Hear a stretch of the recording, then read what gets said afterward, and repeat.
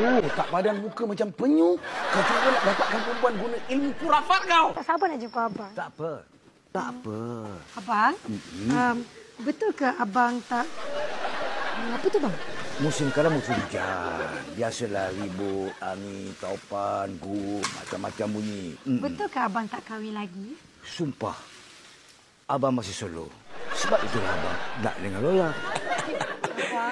Menjadi juga rupanya pukau aku ni.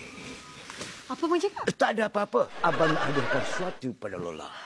Tapi present tu. Iya. Oh my God. Tapi dengan satu syarat, Lola kena pejam mata. Lola tutup mata, ya?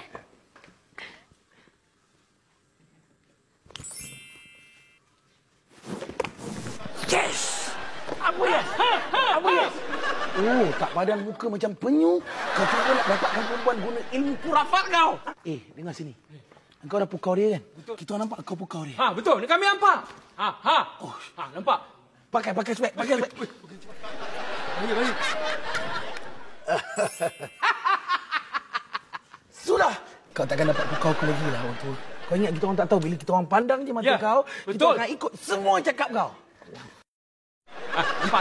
Oi, bukan main relax lagi ni. Geram pula aku. Ramai tak boleh cakap banyak. Dia pengsan. Orang macam apa ni? Apa ni? Oi.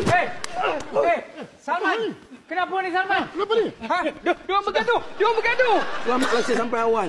Kalau tidak, Pak Din, si Wak ni, dia nak... Kau jangan tuduh. Tak tentu pasal. Kau Saya nampak. Betul. Saya nampak. Aku dah kata dah kena keluar dari kampung ni. Nak salahkan orang kenapa? Nanti Aku dah cakap. Pak Din, saya ayat dah Pak Din.